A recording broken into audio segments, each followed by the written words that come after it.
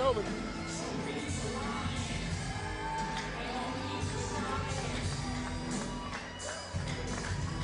This place is turning into a zoo.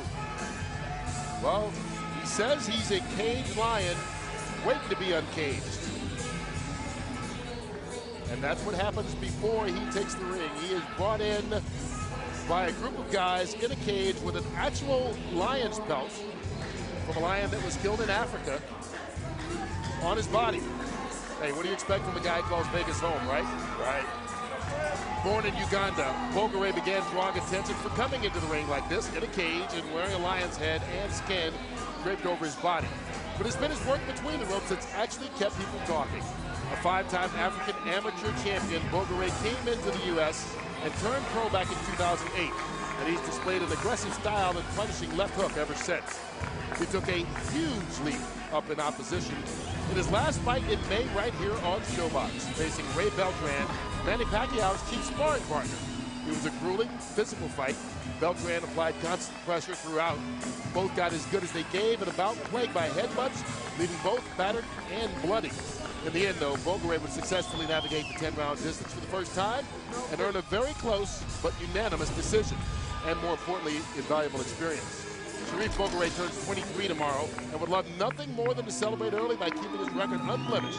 He currently stands at 20-0 with 12 KOs. Let's go behind the numbers, Steve. Well, Kurt, a monstrous step. Bogere's Showbox win over Beltran was huge. He faced his toughest opponent to date. He overcame a bad cut. He gutted out a win, and he went 10 rounds for the first time. Early power. Bogere's history suggests that if he doesn't overwhelm you early, he's probably not going to get you late. 10 of his 12 stoppage wins have come in the first 2 rounds. And facing vets, Bogere is a young lion, but his prey has been very experienced. His 5 most recent opponents averaged 37 fights. 2 good young prospects, both undefeated. It is fight time here on Showtime. Let the Showbox begin. 20-0 Sharif Bogere and 16-0 Francisco Contreras in our main event. A lightweight matchup scheduled for 10 rounds from Las Vegas. Once again, our ring announcer, Jake Gutierrez. Ladies and gentlemen, we are coming to you from the Texas Station Gambling Hall and Hotel here in Las Vegas, Nevada, where tonight's action is presented to you by Golden Boy Promotions in association with Tecate, Cerveza con Carácter. AT&T, get it faster with 4G, rethink possible. Texas Station Showtime. This bout is sanctioned by the Nevada State Athletic Commission. The chairman is Bill Brady. Commissioners are Francisco Aguilar, Skip Avancino, TJ Day, and Pat Lundvall, and the executive director is Keith Kaiser. Our physicians at ringside. The lead is Dr. Al Capana, and assisted by Dr. Anthony Rugerola and Dr. James Game. Our timekeepers will be Steve Esposito and Ernie Howdegee. The 3 judges scoring this bout will be Adelaide Bird, Dick Hout, and Ricardo Ocasio. And the man in charge, referee Jay Nady. And now, ladies and gentlemen, from the Texas Station Gambling Hall and Hotel, right here in exciting Las Vegas, Nevada, it's time for the leather to fly. This is the Showbox main event of the evening. 10 rounds of boxing for the NABO Lightweight Championship. Introducing first, he'll be fighting out of the blue corner. He entered the ring wearing white trimmed in black, and he weighed in at 135 pounds. His professional record, he is unbeaten with 16 victories, 13 big wins by knockout. Originally from La Romana, Dominican Republic, he now fights out of Irvington, New Jersey. Ladies and gentlemen, introducing the challenger and undefeated Francisco Contreras. And across the ring, fighting out of the red corner, he's wearing the jungle print trunks, and he weighed in at 135 pounds. He has a perfect professional record consisting of 20 victories, no losses, including 12 wins by knockout. Originally from Kampala, Uganda, he now lives and fights out of Las Vegas, Nevada. Ladies and gentlemen, introducing the undefeated, current, and defending NABO lightweight champion, Sharif, the Lion Bogere.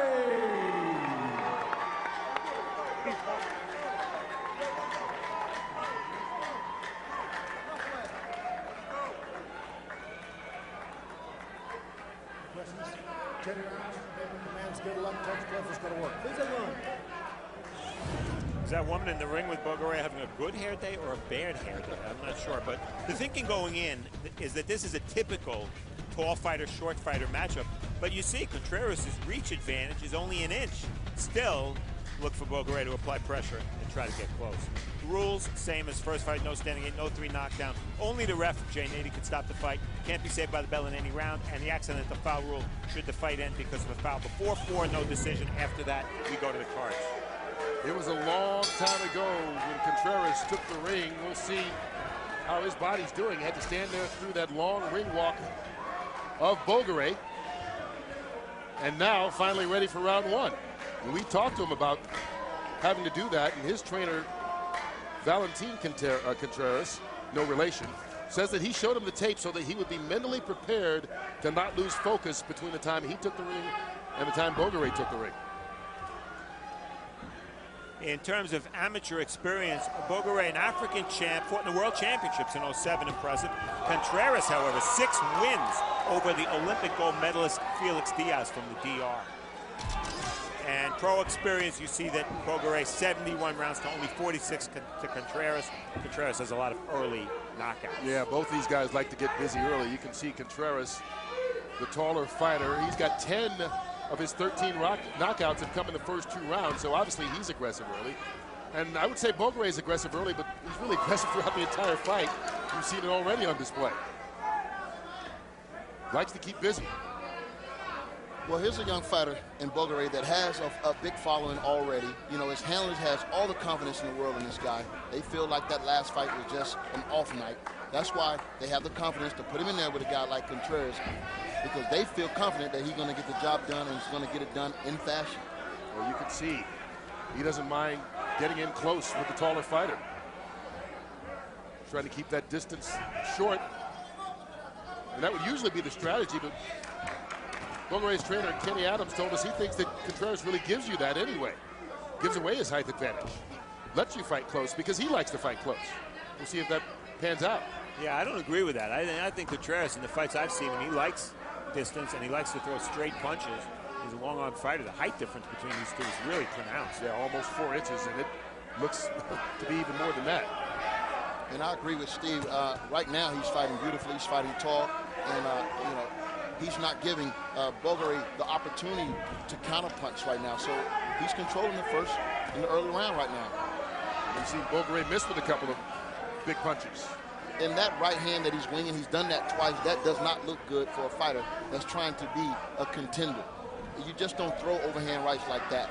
No power and just winging it. Stop! Let go! Jay Nady breaking him up. And one punch to look for from Contreras. As Bogere gets close, Contreras does have a good left hook to the body. We've seen it once so far. Look for it again. Bogere trying to stay in close. Stop! Stop!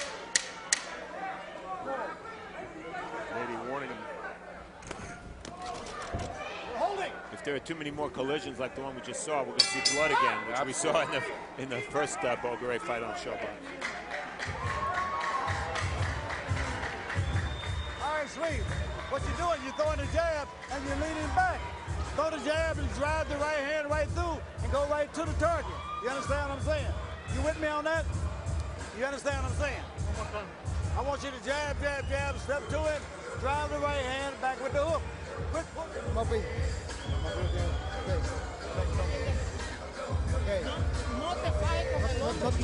No te pares mucho, que vamos a esperar, vamos hablando un poco más. Don't go too strong. Mucho engaño. Move around, move around. ¿Viste lo que tiene ya más o menos? You see what you have. Hay que ganar todo asalto uno por uno, ¿ok? Uno por uno. One by one, every round, one by one. Be sure what you're doing. Okay, go up. Give me some basin. Samson Lekwas, not your normal interpreter there. No. Advisor to Sergio Martinez, one of the best 3 or 4 fighters in the world.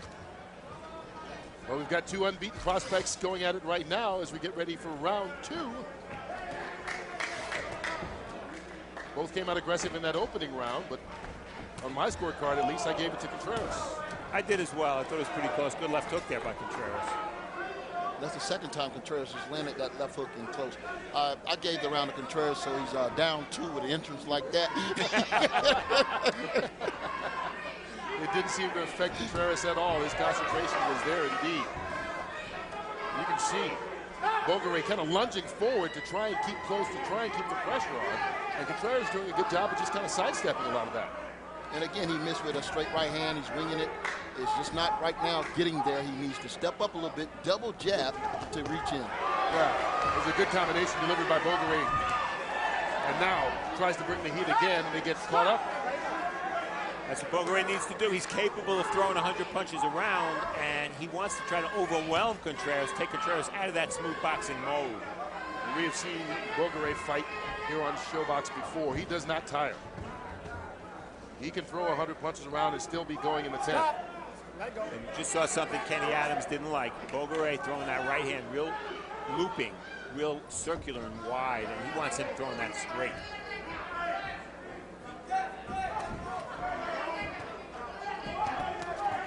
The two brawling now, and Bogere getting the best of it. For a second, Contreras answering back. And again, their heads are coming very close to clashing. So let's keep an eye on that. And it looks like Bogere is the one that's, you know, making that head come close like that because he's out of control when he's throwing those punches. Well, and that's what we saw in his last fight here on Showbox. Cut above both eyes, but Ray Beltran, his opponent, was cut as well due to a number of head clashes. Bogere now up against the ropes, but still fighting. He doesn't slow down at all. Stop. This looks like it has the potential to get a little nasty on the inside.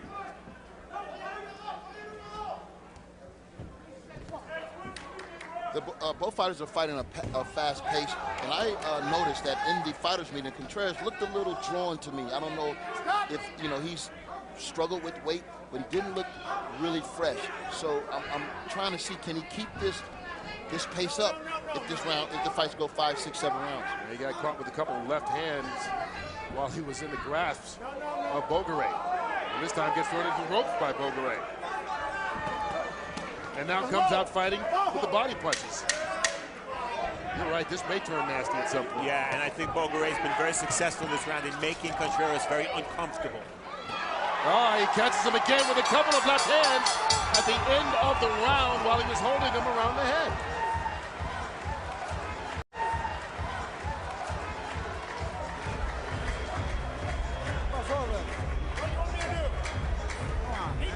Well, no one gets you closer to America's #1 spectator sport than Inside NASCAR, Wednesdays at 10, right here on Showtime.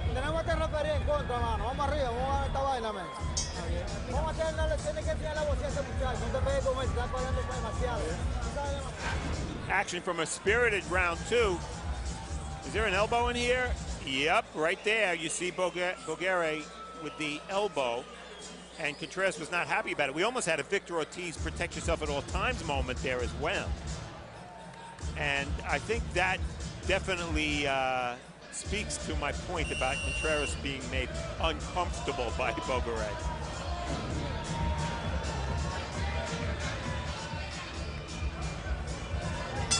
I looked at that replay. He didn't have him around the head, but he did kind of catch him with an elbow right there at the end of the round.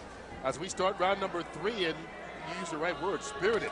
First 2 rounds, each fighter coming out aggressive, each pushing the pace, and now Bogere at the end of that last round seemed to be in control a little bit more because he had Contreras off balance. Contreras answers back, Bogere trying to keep the pressure up. Stop. Look where Bogere's head is on the inside. Sure he's holding. Jen 80 says you're holding to Contreras. He's holding because he's getting butted. And both of these fighters seem to have a pretty decent styles, but it seems like they get a little bit out of control, and we see these moments where it seems like, you know, the action is not as good as it could be. Let's hope both of them settle down and fight their fight. Yeah, they're both throwing a lot of punches, but they're not necessarily controlled punches. Good hook by Contreras. Bogere's in rhythm now, though. pushing the action. Got Contreras up against the ropes, and there they go again. Tied up. Jay Nady forced to break them up. I mentioned in the tail of the tape that Bogere has only a one inch reach disadvantage. If you didn't know better, you'd think Contreras had about a 6-inch reach advantage the way the fight is going, with Bogere jumping in and lunging, and Contreras backing up and trying to use that jab. Well, he's just got a much longer body as well. Midway through round 3 of this 10-round fight. Bogere now pushed down by Contreras. Kurt Menefee, Steve Farhood, and Antonio Tarver with you here. Our main event on ShoBox. Undefeated fighter Sharif Bogere at 20-0 in the black trunks against Francisco Contreras, 16-0 with 13 knockouts in the white, and now down. And not moving. That was a punch that landed directly behind the head. He didn't see it, and it's a knockout. Wow, that one came out of nowhere. Sharif Bogere with a third-round knockout of Francisco Contreras. A punch that we didn't see, and I don't know if Contreras really saw it, but he's out. Contreras definitely didn't see it. He is out. And so Sharif Bogere remains unbeaten with a surprising knockout.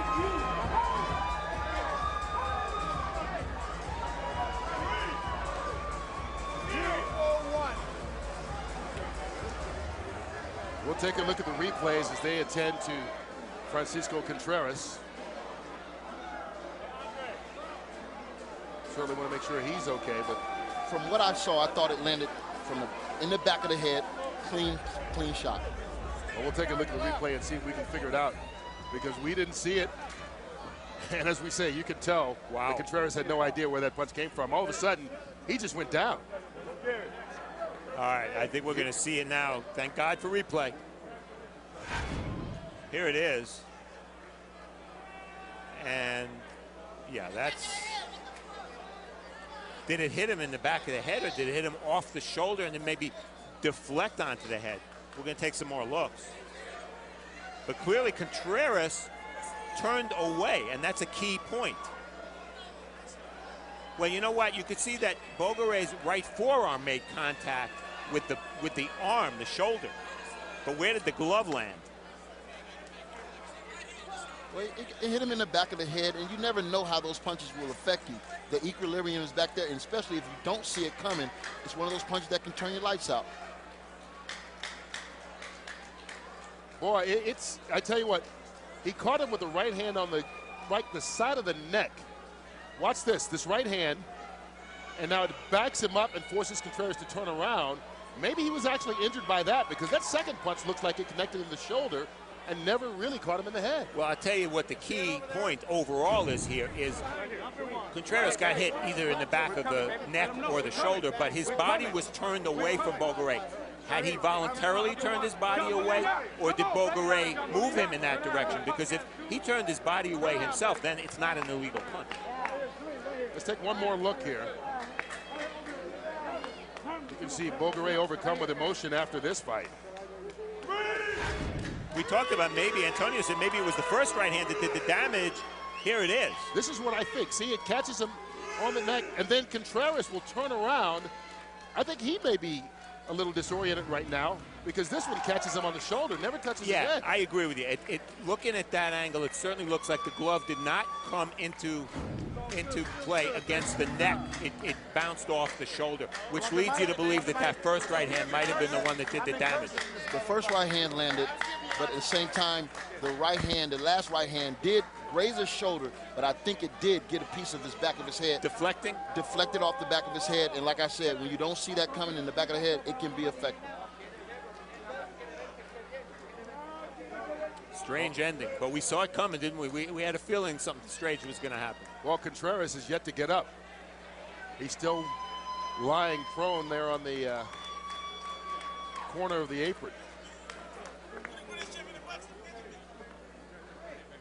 So, of course, the doctors will take care of him and make sure that he is okay. And right now you can see this is an emotional night for Bogere. I mean, here's a guy who's trying to make that next step, and we talked about it in the open, go from being a prospect to being a contender. a third-round knockout of another undefeated fighter will help that cause. So Oh, no doubt about that. I'm thinking he may be overcome with emotions because he's not sure if this fighter is seriously hurt or damaged or what, and just a sportsmanship on his behalf. Well, good for Contreras that we're in Nevada. This is the best boxing state for this type of situation. And he is still down in the corner. Doctors are attending to him. But we can only figure that the punch that left Contreras this way was the right hand on the chin and not.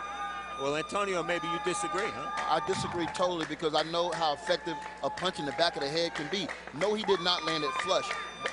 But you see the power that he threw with that right hand. It did graze the shoulder, but the top of the back of the head, that's not a powerful punch to stop him or knock him out cold. This punch, you can't see it. It did graze the back of his head. You think so? With power. I don't know. I definitely feel that way. Well, the result, whether it was the first punch or the second, was a third-round knockout. And while they attend to Contreras over there in the corner, we just want to remind you that when we are done here with ShoBox, it's another edition of Inside the NFL as the guys will break down Week 4 and look ahead to Week 5 in the National Football League. Of course, everyone's concerned right now with Francisco Contreras. Yeah, that's the most important thing, of course, and he's really been pretty much motionless over there. They've taken off his shoes, and the doctors are still attending to him. But we talk about the legality of the punch. Antonio and I are arguing about it, and we've had 16 replays to look at, so that tells you how difficult the situation it is. Immobilize the neck, of course, the very first thing they're going to do. One would hope that's a precautionary measure for safety.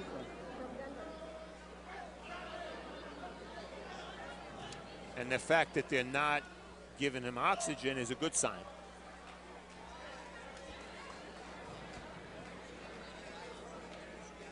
Of course, before you move anybody, you want to make sure everything's fine.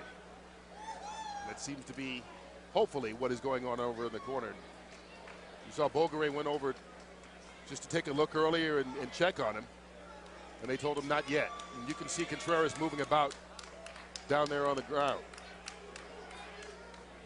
as they bring in the stretcher to keep him immobilized. He still looks to be in a bit of pain, though. Yes. One of the stranger finishes we've ever seen on this show, I'll tell you that. Well, it's strange because we're still not, after watching 20 replays, 100% clear as exactly what happened and how this fight ended. But obviously it was a devastating punch or series of punches, whichever way it was, from Bogere that incapacitated Contreras. And in case you're wondering, Bogere still in the ring, obviously waiting for the official announcement. He can't leave right now.